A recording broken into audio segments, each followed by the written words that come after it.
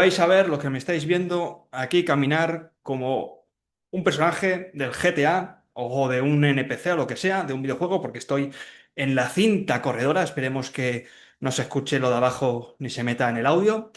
Y por el resto, pues vamos a hablar de una cosa básica, sencilla y directa, como es o como son los presupuestos. Algo que considero que tanto des clases online como te dirijas a empresas o tengas cualquier tipo de cliente, es algo que tienes que saber hacer y hacerlo bien. Y en este episodio, lo que te voy a contar es cómo enviamos presupuestos a empresas que están interesadas, en este caso, pues a enviarnos alumnos aquí a realizar inmersiones lingüísticas de español en Almería. ¿Qué es un presupuesto? Pues un presupuesto es un documento, entre comillas, legal, y digo legal porque se tiene que firmar, en el que se formaliza la oferta, los servicios, los productos, supongo que serían clases, paquetes de clases o inmersiones o cualquier curso cerrado, programa cerrado con un cliente, detallando cosas tan importantes como el precio, los plazos y las condiciones.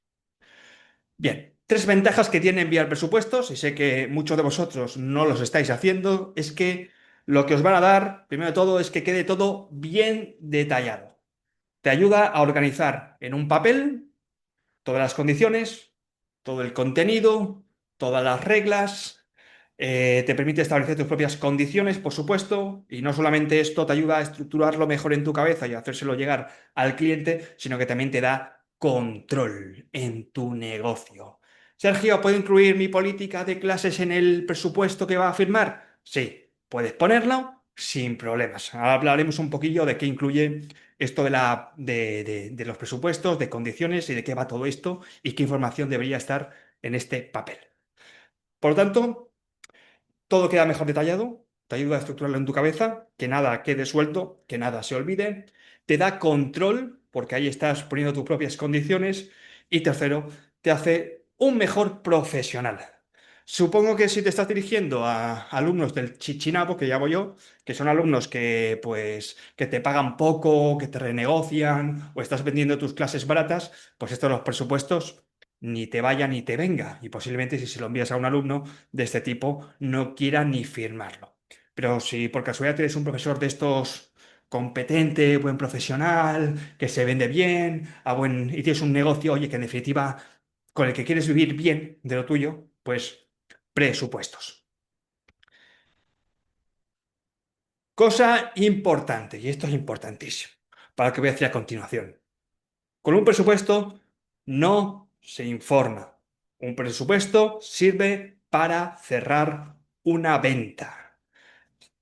Para cerrar una venta me refiero a que el cliente ha tenido que ser informado de algún modo, ya sea a través de tu página web, ya sea a partir de reuniones de preventa previas, donde tú has dado una información y el cliente sabe de qué va esto que tú estás vendiendo.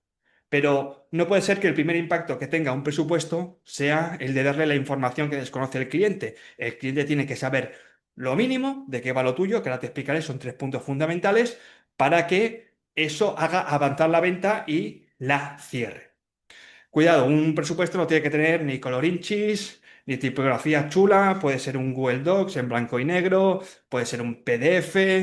Lo que sí que es importante es que permita ser firmado. Yo, por ejemplo, utilizo un programa gratuito que lo que haces es subir un Google Docs o subes un PDF y automáticamente lo que sucede es que la aplicación pues te deja firmarlo, te da un enlace que tú se lo pasas a tu cliente y el cliente lo firma ahí, ya sea con su firma digitalizada o con un programita que hay dentro del mismo programa.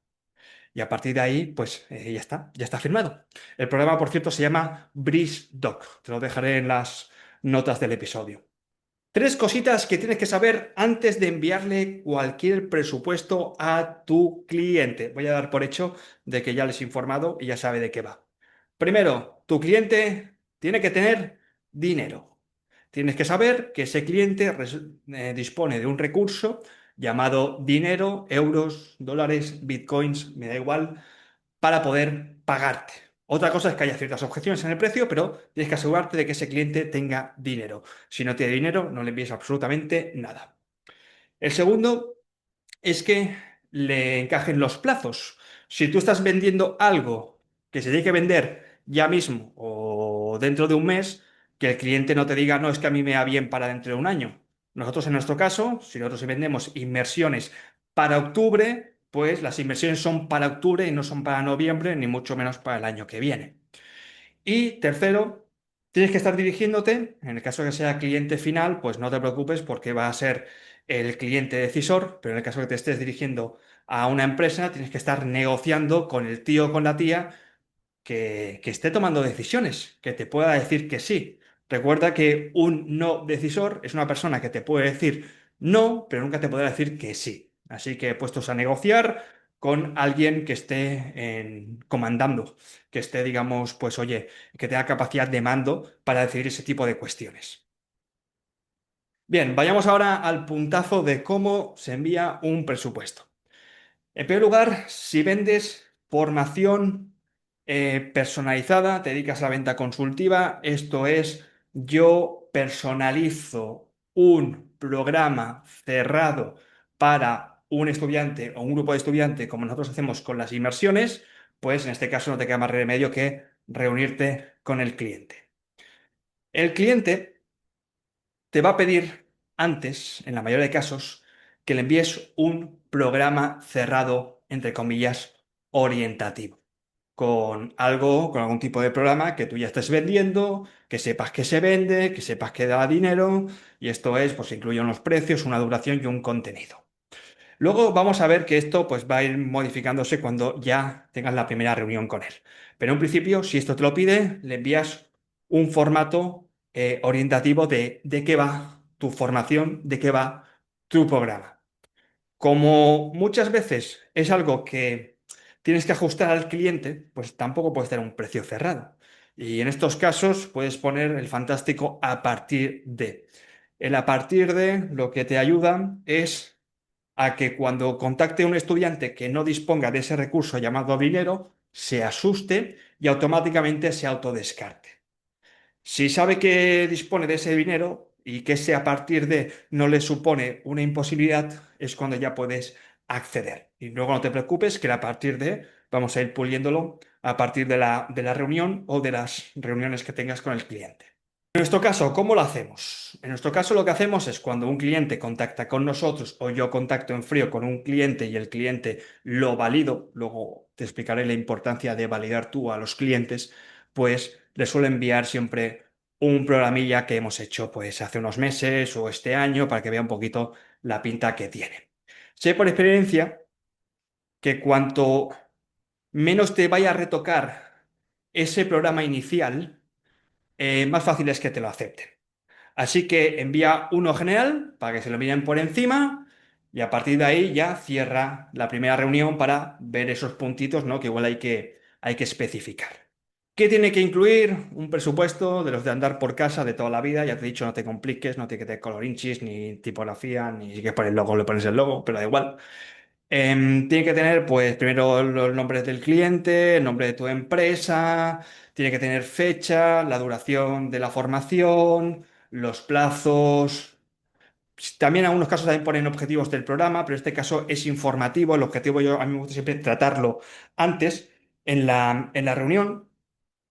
Luego, por supuesto, el contenido del programa, estructura, días, actividades, el acompañamiento del equipo y los roles, es decir, qué vas a hacer tú durante la clase en el caso de que estés trabajando con un equipo de trabajo, pues cuáles son los diferentes roles que tendrá cada uno de los miembros, qué se espera de vosotros, qué vais a hacer y qué no vais a hacer. Y luego, por supuesto, la parte más importante que es las condiciones de venta, ¿no? Y de pago. Aquí puedes desglosar, si quieres, diferentes actividades, puedes poner complementos. En nuestro caso, por ejemplo, si quieren una residencia aquí para sus alumnos, pues tienen que pagar X más. Si la quieren de media pensión, de pensión completa. Si quieren clases, pues también van a tener que pagar un plus. Todas esas cosas las tienes que ir poniendo. Y como ya te he dicho, como es un primer presupuesto el que estás enviando, pues todo de forma orientativa. Más cositas como, por supuesto, diferentes plazos de pago. Nosotros, por ejemplo, como son paquetes grandes de más de 1.000 euros, lo que hacemos es pues dividirlo en diferentes pagos. Y hasta que no hacen el primer pago, nosotros no movemos el dedo, ¿vale? El pago siempre por adelantado, por supuesto, y hasta que no nos llega el dinero, nosotros no nos ponemos con la logística de organizar, pues de hacer llamadas para actividades culturales, para reservar restaurantes, para la residencia, todo eso, nada. Primero la pasta, luego me muevo. Luego también puedes poner, por supuesto, fechas límites, hasta dónde se cierran los plazos, a partir de qué dinero debería incluir esto, y penalties, o lo que se llaman políticas de reembolso, y penalizaciones. ¿Qué pasa? ¿Hasta a partir de qué día se devuelve tal dinero? Si sobrepasas ese día, ¿cuál es la penalización? Bueno, todo ese tipo de cositas, ¿no? Que son como cláusulas legales. Y luego también puedes incluir lo que son otras cláusulas como seguros de viaje, el acompañamiento de un tutor legal. Por ejemplo, si nos vienen chavales aquí a Almería, pues por cada 10 alumnos tiene que venir un tutor o un profesor del centro. ¿Por qué? Porque después de los horarios que marcamos en el presupuesto, vamos a decir que termina ese día a las 6 de la tarde, después de las 6 de la tarde, nosotros nos limpiamos las manos y los chavales ya no son nuestra responsabilidad. Pero bueno, condiciones penales también, responsabilidades, todo eso. Y por supuesto luego, la firmita. Claro, como te he dicho, esto rara vez se acepta a la primera. Si tras esta primera reunión inicial, antes de enviarle el presupuesto, ves que no te pide presupuesto o ves que hay muchos problemas, lo más sensato es dejar aparcado ahí al cliente. Si no progresa hacia la venta y ves que no puedes desatascarlo, yo ahí, si le envías el presupuesto y no lo firma o no te propone otra reunión, no te propone posibles soluciones rápidas para ir modificándolo, yo a partir de ahí yo ya no continúo. Lo digo porque es el presupuesto, como te he dicho, es para cerrar la venta, no para informar de nada, lo cual no quiere decir que no implique una renegociación a veces de contenidos o de plazos o de la política de pago. Pero eso es lo que se hace. Se hace primero una reunión, se escucha al cliente, se le envía el presupuesto al final de esa reunión o tiene que aceptar que se envíe, le echa un vistazo, le das unos plazos para que pueda aceptar o modificar ese presupuesto o firmarlo, en el caso de que lo cierres a la primera, y en el caso de que no sea así, pues te reúnes otra vez con él, lo vas puliendo y en 2 semanas ese proceso de venta tiene que estar cerrado ya. Yo más de 2 semanas, para mí, tú no estás en un proceso de venta, estás en otra cosa, estás alargando algo que no se debería alargar y lo más sensato ahí, como te he dicho, es aparcar. Y nada, para terminar este episodio, 4 cosas importantes. Primero, que tiene que haber una validación del cliente. Una validación del cliente significa que tú tienes que saber que ese cliente es tu cliente, que tiene dinero, que los plazos le encajan y que es decisor. Eso es lo más importante a la hora de validarlo. A nosotros nos pasa muchas veces, yo cuando hago llamadas en frío, que igual estoy llamando a agencias que solamente hacen viajes, pero no hacen viajes lingüísticos. Entonces ahí, pues no tiene sentido. O llamo a agencias que organizan viajes lingüísticos, pero, por ejemplo, solamente los organizan de España para afuera, no traen a extranjeros. También lo descarto.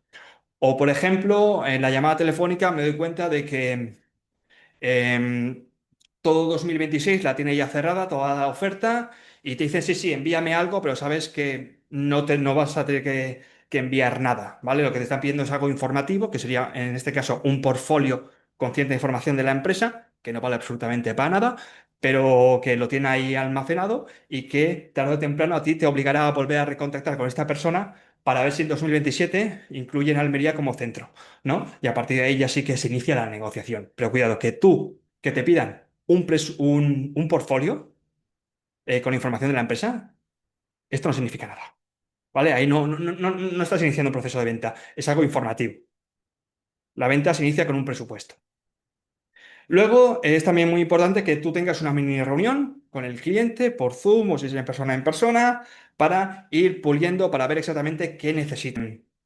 Sobre todo cuando estamos en este tipo de cuestiones que son formaciones personalizadas, es venta consultiva, ¿no? Es darle algún tipo de formación ya un poco más pues especializada y más personalizada. Pero cuidado, tienes que partir, como te he dicho, de un programa previo cerrado. Y las modificaciones tienen que ser pequeñitas, ¿vale? No te tienen que llevar, no tiene que ser algo totalmente diferente al programa que ya tenga cerrado. Em, Pago por adelantado. Esto es importante. Si es una cuantía grande, lo divides en diferentes plazos y hasta que no te hacen el primer plazo de pago, que todo esto luego tiene que estar acompañado con una política de reembolso, si el cliente se echa para atrás y todo esto, hasta que no te hacen el primer pago, nosotros, al menos yo, no muevo el dedo y no me pongo a hacer nada. Y luego, esto es lo último importante, porque lo he visto muchas veces como cliente, no tanto como vendedor, es que no sé si te ha pasado alguna vez que te hacen la oferta, o sea, te mandan el presupuesto, y luego te incluyen una oferta al final. Y dices, no, hostia, no hace falta que le pongas una oferta al final. Le envías el presupuesto, lo lee, hace las modificaciones necesarias, lo firma y te paga. Que tú luego quieras fidelizar después de esa formación, porque es un buen cliente y te gusta fidelizar la veteranía y el buen trato, coño, allá si quieres le haces una oferta para la siguiente. Pero en la primera venta, en el primer presupuesto, no se hace ofertas de ningún tipo. Y eso es todo, profe? No sé si me has escuchado así un poco como que me faltaba aire, pero bueno, que estoy aquí caminando poco a poco, a ver hasta dónde llego.